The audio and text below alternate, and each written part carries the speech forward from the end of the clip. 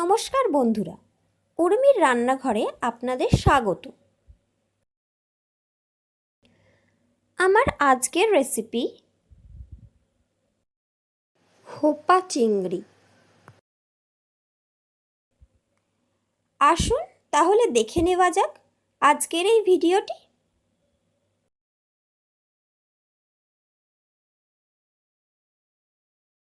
প্রথমে চিংড়ি মাছটাকে বেছে নিয়ে ধুয়ে রেখেছি।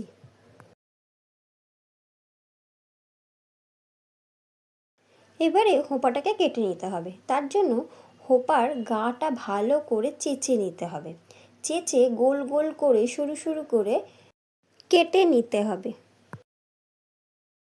পরে নুন মাখিয়ে রেস্টে রেখে দিতে হবে, যাতে করে হোপাটা একটু মজে যায় আর এর থেকে এটা দিয়ে জল বেরোবে।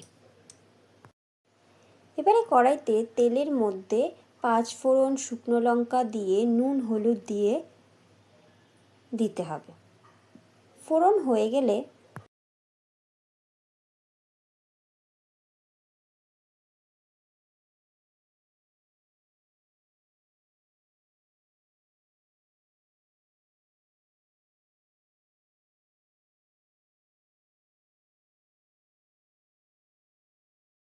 দুটো মিডিয়াম সাইজের পেঁয়াজ কেটে রেখেছি, সেই পেঁয়াজ কুচিটা এর মধ্যে দিয়ে দিতে হবে।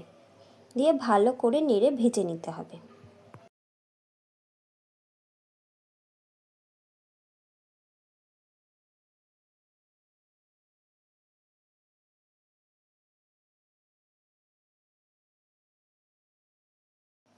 হোপাটা অনেকক্ষণই রেস্টে ছিল। রেস্টে থাকার ফলে হোপাটা দিয়ে যেহেতু নুন দিয়ে ভেজানো ছিল, তাই অনেকটাই জল বেরিয়েছে।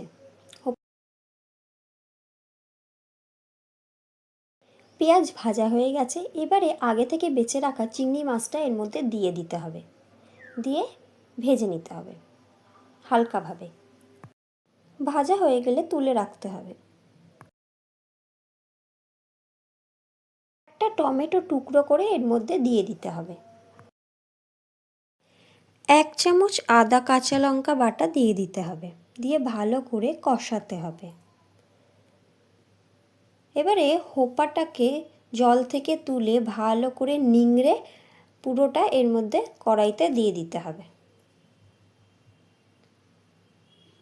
দিয়ে ভালো করে মশলার সাথে মিশিয়ে কষাতে হবে। এবার আগে থেকে মিডিয়াম সাইজের দুটো আলুকে ডুমো ডুমো করে কাটা, সেটা এর মধ্যে দিয়ে দিতে হবে। দিয়ে ভালো করে একসাথে মিশিয়ে নিয়ে কষাতে হবে। ঢাকনা দিয়ে দিতে হবে। পরিমাণ মতো হলুদ গুঁড়ো দিয়ে দিতে হবে। চিনি দিতে হবে স্বাদ অনুযায়ী। নুন দিতে হবে স্বাদ অনুযায়ী।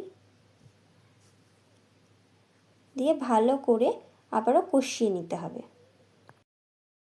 চিংড়ি মাছটা দিয়ে এবারে মিশিয়ে নিতে হবে।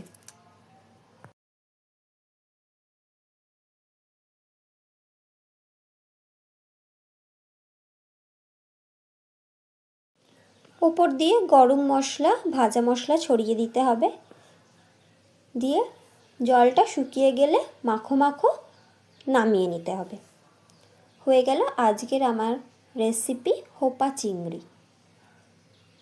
আমার এই রেসিপিটা কেমন লাগলো অবশ্যই জানাবেন। ভালো লাগলে লাইক ও শেয়ার করার অনুরোধ রইল। আর আমার চ্যানেলে নতুন বন্ধু হলে চ্যানেলটাকে সাবস্ক্রাইব করে পাশে থাকা বেল আইকনটা প্রেস করতে ভুলবেন না। ধন্যবাদ।